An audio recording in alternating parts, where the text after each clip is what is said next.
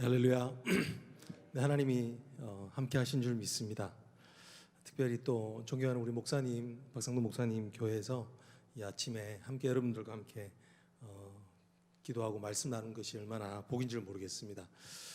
참 어려운 시기가 지나고 있는데 기도하는 것이 힘인 줄 믿습니다. 여러분들의 기도가 응답되었으면 참 좋겠습니다. 인생이 왜 이렇게 사실은 힘든가? 사실은 내가 생각한 대로 되지 않기 때문이죠. 내가 원하는 대로 된다면 인생은 그렇게 힘든 것 같지 않을 수도 있을 것입니다. 그런데 한 가지 좀 질문을 드리고 싶습니다. 여러분, 내 마음대로 되면 행복하게 될까요? 내가 원하는 대로 다 이루어지게 된다면 행복하게 될까요? 제가 유스를 한 5년 정도 섬겼는데요. 그 유스 아이들이 말을 잘 안 들으니까 한 번은 그렇게 물은 적이 있었습니다. Which way is easier? 어떻게 하면 어느 게 더 쉬운 것 같니? 너의 삶을 망치는 게 쉬운 것 같니? 아니면 너의 삶을 성공하는 게 쉬운 것 같니? 라고 물으니까 아이들이 뭐라고 말하냐면 인생을 망치는 게 훨씬 쉽습니다. 라고 이렇게 말을 하더라고요. 그래서 의외의 대답이 나와서 그걸 물어봤습니다. 어떻게 하면 너희 삶을 가장 망치는 지름길이 뭐겠니? 라고 하니까 더 의외의 답이 나왔는데 그것은 엄마 말 듣지 않으면 돼요. 라고 이렇게 이야기를 하는 것이었습니다. 우리가 근본적으로 알고 있습니다. 내가 하고 싶은 대로 하면 잘 될 것 같지만 사실은 그것은 오히려 내 인생 가운데 독이 될 수 있다는 것입니다. 오히려 내 삶이 잘 되지 않은 때가 어쩌면 신앙의 눈으로 보았을 때에 그것은 하나님이 우리를 인도하시는 것 같습니다. 여러분, 내 뜻이 아니라 하나님의 뜻이 이루어지는 2020년이 되기를 주의 이름으로 소망합니다. 오늘의 본문은 아주 간단한 본문입니다. 주님이 그의 사랑하는 제자들을 뽑아서 그를 따르게 하는 본문이죠.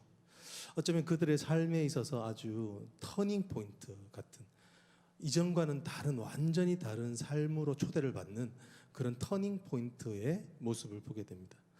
여러분, 오늘 이 새벽 기도를 통하여서 여러분과 저에게 이런 삶의 터닝 포인트가, 역전이 일어나는 은혜가 있기를 주님으로 축복합니다. 그 역전의 내용은 무엇인가? 결국은 하나님의 뜻에 이끌려지는 것입니다. 오늘 우리가 읽었던 11절 마지막 말씀에 모든 것을 버려두고 예수를 쫓으니라. 그것이 바로 그 인생 가운데 일어났던 터닝 포인트의 핵심이었고 또 목적지가 되었던 것입니다. 내 삶이 우리가 2020년을 맞았지만 내 삶이 사실은 하루 차이 상관으로 새해라고 하는 새해를 맞게 되지만 사실은 새해인가요? 새해가 정말 내 삶의 새해가 되려면 사실은 나의 삶이 주님을 따라가는 삶이 될 때에, 즉 주님의 뜻에 맞추어 내 뜻을 내려놓을 때, 내가 하나님의 뜻에 따라 이끌려질 때에 내 삶이 터닝 포인트, 역전이 일어난 줄 믿습니다. 오늘 여기에 보면 예수님이 제자들을 부르고 있는 광경을 보게 됩니다. 참 재밌는, 성경이 재밌는 예수님의 방법을 보여주고 있습니다. 그것은 바로 기적입니다. 우리가 볼 수 있는 첫 번째 기적이 있죠. 어떤 기적을 보여주고 있습니까? 우리 6절에 보면 그렇게 되어져 있습니다. 그렇게 하니, 옛날 저희가 쓰는 버전입니다. 그렇게 하니 고기를 잡은 것이 심이 많아 그물이 찢어지는지라 라고 이렇게 소위 대박의 기적이 일어난 것이죠. 성도 여러분, 여러분들에게 대박의 기적이 일어나기를 저는 축복합니다. 전 여기서 왜 이 그물이 찢어지는지라 라고 하는 이런 표현을 썼을까라는 생각이 들면서 아마 기분이 찢어지지 않았을까라는 그런 생각이 듭니다. 여러분, 생각지도 못했던 일들이라는 겁니다. 생각지도 못했던 수확을 얻게 되는 것입니다. 내가 힘쓰지 않았음에도 불구하고 하나님이 하시는 역사를 보게 되는 것입니다. 여러분, 하나님께서 왜 이런 기적을 일으켜 주십니까? 하나님의 뜻대로 되는 인생, 내 뜻이 아니라 서로 내 뜻이 막혀지지만 하나님의 뜻대로 이끌려지는 인생의 끝이 어떤지를 보여주신 줄 믿습니다. 하나님께서 꿈꾸지 못하는 일들이 여러분 가운데 일어나기를 주님으로 축복합니다. 아니, 꿈꾸는 것보다도 더 큰 하나님의 은혜가, 정말 하나님 앞에 하나님하고 바라만 봤을 뿐인데 하나님께서 은혜로 인도해 주시는 그런 강물같이 흘러내는, 소나기같이 내려가는 그런 은혜가 있기를 주님으로 축복합니다. 여러분, 근데 오늘 여기서 우리가 하나 더 집중해야 볼 것이 있습니다. 이것이 기적의 전부일까요? 주님이 베풀고 있는 제자들을, 그들의 삶을 하나님의 뜻대로 이끌기 위하여서 베풀고 있는 기적의 전부일까요? 오늘 여기 보면 선행되고 있는 기적이 있다는 것을 보게 됩니다. 이런 대박의 기적, 정말 인생 가운데서 꿈꾸지 못하는 기쁨의 기적이 있다면 사실은 그 가운데 그 기적을 이끌고 있는 선행된 기적이 있는 것을 보게 됩니다. 여러분, 오늘 그게 바로 5절 말씀에 있는데 그 기적은 바로 이것입니다. 시몬이 대답하여 이르되 선생님, 우리들이 밤새도록 수고하였으되 잡은 것이 없지만은. 그 선행되는 기적이 뭔가요? 잡은 것이 없는 기적입니다. 아무리 수고하여도 내가 계획했던 대로 되지 않는 기적을 사실 우리는 보게 됩니다. 아마 이렇게 물으시면 이게 무슨 기적입니까? 라고 이렇게 물으실 분이 있을 것 같습니다. 기적입니다. 왜냐하면 이 게네사렛 호수라고 하는 이 호수의 별칭, 별명이라고 할 수 있는 그것을 보면 당장 이것이 기적인 줄 알 수 있습니다. 게네사렛 호수의 또 다른 별칭은 무엇이냐면 물반 고기 반입니다. 뭐라고요? 물반 고기 반. 여러분, 그러면 낚시를 해서 고기를 잡는 것이 쉬울까요? 어려울까요? 더 쉬운 겁니다. 그게 상식입니다. 여기 보면은 3절에 시몬의 배라고 말해서 이 시몬이, 이 베드로가 얼마나 베테랑 어부였는지를 설명해 주는 겁니다. 능력이 없어서 못 잡았다는 게 아닙니다. 물론 이 게네사렛 호수가 상당히 큰 호수입니다. 그렇지만 거기서 바미츠바가 되던 14세로부터 해서 보면 30세 얼추, 예수님과 나이가 비슷했던 것으로 보아서 15년 이상을 그 한 곳에서만 조업했기 때문에 아주 능력 있고 실력 있는 어부였습니다. 그럼에도 불구하고 잘 되어야 되는 어획의 시기와 장소를 정확히 알았음에도 불구하고 안 잡히는 것, 밤새도록 수고하지만 안 잡히는 것, 그것은 바로 기적이라는 것입니다. 왜요? 주님이 안 잡게 하셨기 때문이라는 것입니다. 여러분, 2022년 여러분 앞에 놓여져 있는데 여러분이 생각했던, 여러분이 원하는 것대로가 이루어지는 기적이 많을까요? 아니면 여러분의 뜻대로 되지 않은 기적이 많을까요? 아마 여러분의 뜻대로 되지 않는 기적들이 많을 것입니다. 근데 여러분, 근데 기억을 해야 합니다. 그것이 기적이라는 겁니다. 그것이 주님께서 베풀어 놓으신, 우리 삶을 하나님의 뜻으로 인도하고자 하나님이 베풀어 놓으신 기적이라는 것을 붙들어야 할 줄로 믿습니다. 그것이 우리에게 소망을 줍니다. 그것이 우리에게 우리의 삶을 다르게 볼 수 있고 다르게 해석할 수 있는, 참으로 우리의 삶을 하나님의 말씀에 비추어서 하나님의 말씀과 동행하는 삶이 되게 하는 아주 기묘한 묘역과 같은 일이 된다는 것입니다. 저에게도 이런 기적이 있었습니다.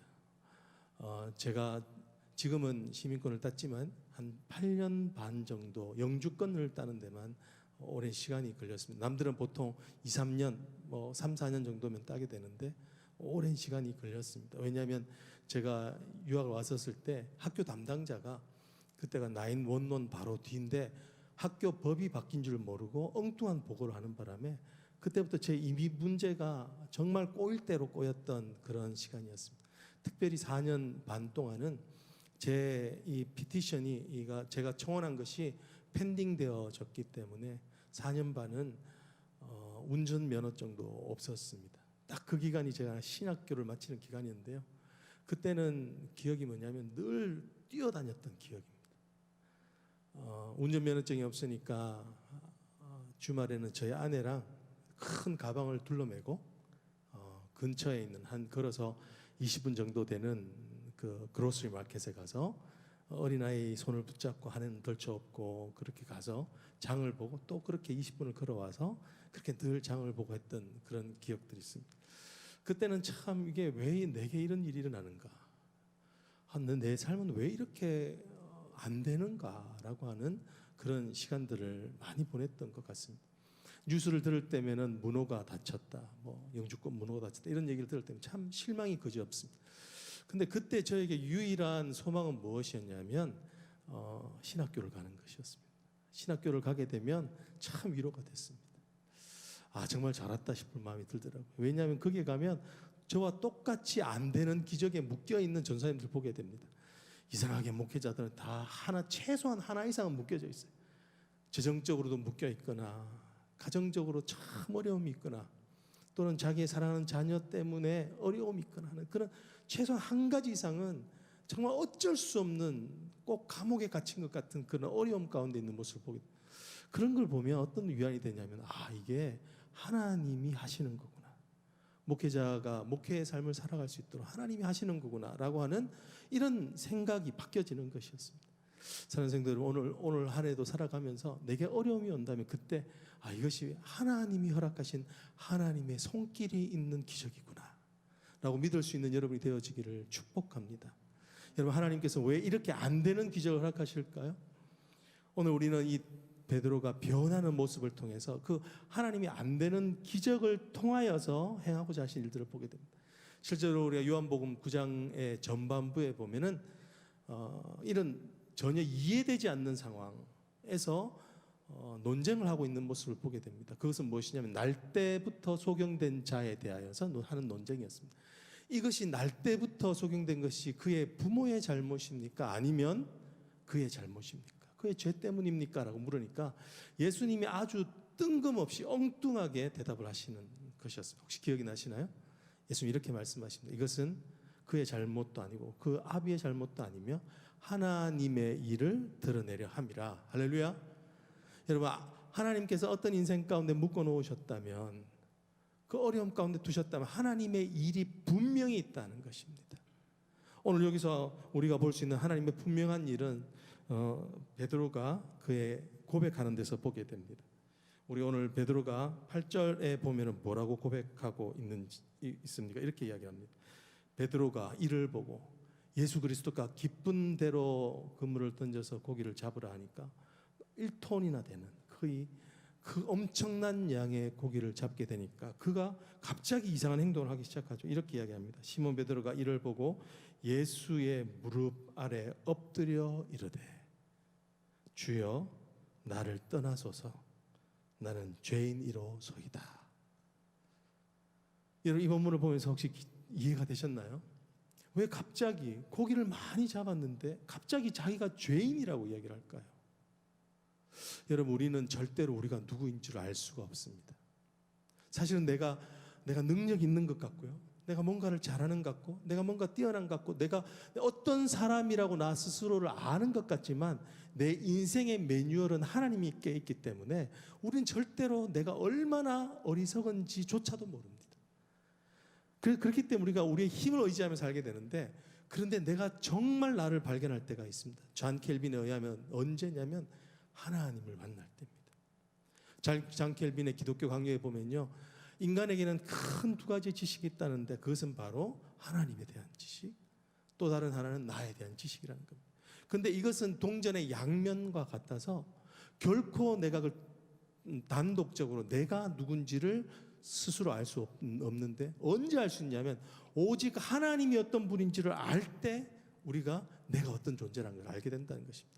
우리가 잘 알고 있는 것이 바로 이사야서 6장이죠. 이사야서 6장에서 이사야가 하나님 앞에 소명을 받을 때 그가 하나님의 그 영광, 지존하신 영광, 성전 가운데서 그 거룩하여서 스랍들이 날면서 거룩하다 거룩하다 거룩하다 하는 하나님의 지존의 영광을 보게 되니까 그가 뭐라고 이야기하냐면 그렇게, 오라 나여 내가 죽게 되었다. 내가 사망에 이르고 Oh to me I am ruined. 내가 죽게 되었도다. 내가 죽을 죄인이로다 라고 그렇게 이야기하는 것입니다. 그래서 오늘 베드로는요, 무엇을 만나게 되냐면 하나님께서 정말 하나님의 뜻을 드러내기를 원하셨던 그 첫 번째는 뭐냐면 하나님에 대한 새로운 지식을 그에게 깨닫게 하기 위함인 것입니다. 여러분이 삶의 어려운 자리에 있다면 더 큰 하나님이 임하고 계시는 것입니다. 여러분이 풀려지지 않는 문제가 있다, 내 힘으로 도저히 안 되는 그곳에 있다면 하나님이 하실 수 있는 능력이 여호와 이르러 준비되어져 있다는 것을 꼭 믿을 수 있기를 원합니다. 여러분, 실제로 여기에서요, 베드로의 달라진 모습 세 가지를 보게 됩니다. 그것은 첫 번째 보았던 것처럼 나는 죄인입니다 라고 말하면서 내가 누구인지를 알게 됩니다. 여러분, 우리가 팬데믹을 지나가면서 얼마나 작은 바이러스 하나가 우리 인생 전체를 죽일 수 있다는 작은 바이러스 하나에 우리 인생이 그냥 무너져 버릴 수 있다는 것을 우리가 경험하면 우리가 얼마나 연약한 존재를 깨닫게 됩니까? 두 번째는 무엇이냐면 5절에요. 그가 예수님께서 깊은 데로 가서 그물을 던지라 할 때 그때는 뭐라고 그러냐면 선생님, 랍비오니, 랍비라고 이야기합니다. 선생님이라고 이야기합니다. 근데 여기서 뭐라고 이야기합니까? 마스터, 주여라고 이야기합니다.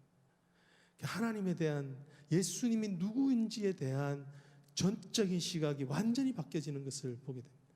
그 앞에 보고 있는 한 청년이 아니라 전능하신 하나님께서 지금 그 자리에 있다는 것을 보게 되는 겁니다.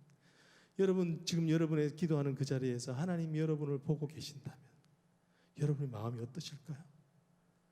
정말 여러분께서 하나님이 귀 기울여서 여러분의 그 부르심과 간구를 듣고 계신다면 여러분의 마음이 어떠시겠어요?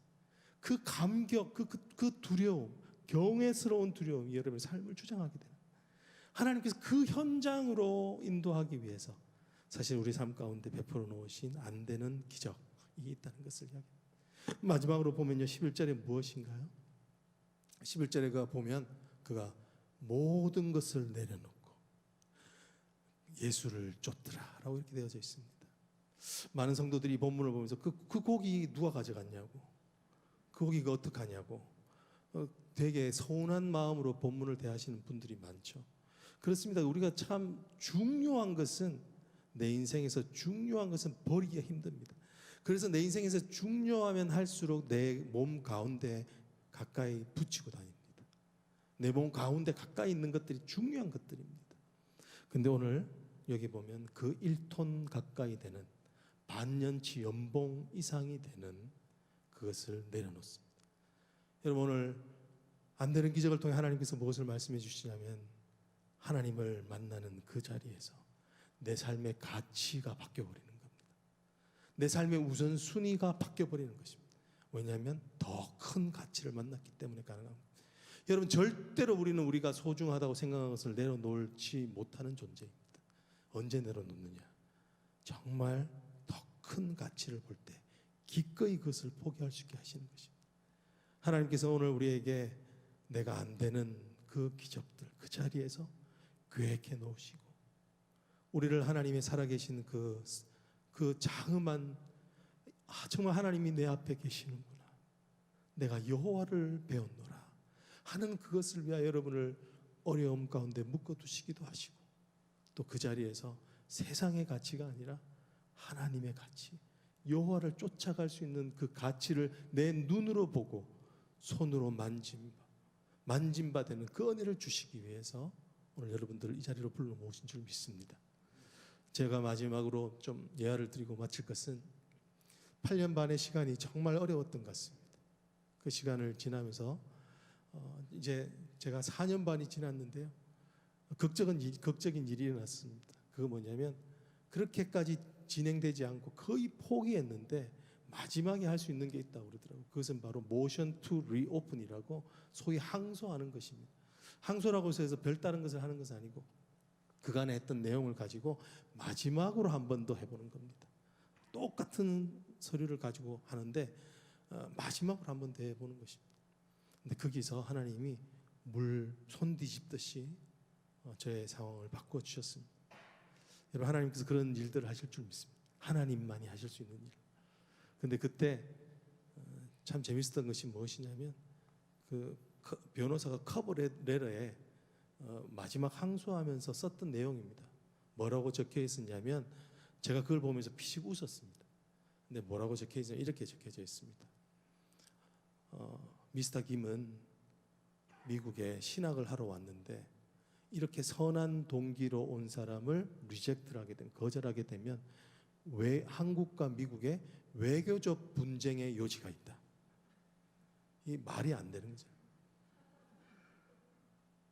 그리고 이 사람은 신학을 통해서 많은 사람들이 도우려고 했기 때문에 이 사람을 만약에 포기하게 되면 미국이 손해보는 것이다. 이런 식으로 내용을 쓴 것이죠. 그걸 보면서 제가 참 말도 안 되는 이야기를 썼다라고 생각을 했습니다. 근데 그게 하나님께서 뒤집게 하시는 겁니다. 여러분, 하나님이 뭘 보여주시려고 하셨을까요? 하나님이 하신다는 겁니다. 하나님이 열어주셔야 열린다는 겁니다. 말도 안 되어도 내 생각을 뛰어넘는 일은 하나님만이 하실 수 있다는 거. 내가 계획하고 내 뜻대로 되면 내 인생이 그냥 내가 원하는 그 작은 바운드리 안에 살 뿐이지만, 하나님이 하시면 하나님의 뜻대로 더 큰 꿈과 더 큰 비전으로 우리에게 기쁨으로 주시는 하나님의 역사를 경험하게 하시기 위하여 그 일을 하신다는 것입니다. 여러분, 그것을 경험하게 되니까 제가 이렇게 고백했습니다. 하나님, 아직 비자 상태였잖아요. 저도 모르게 눈물을 흘리면서 하나님 앞에 그런 감사의 기도를 했습니다. 하나님, 저 영주권 안 주셔도 됩니다. 주님, 제가 끝까지 주님을 섬길 수만 있게 해주십시오.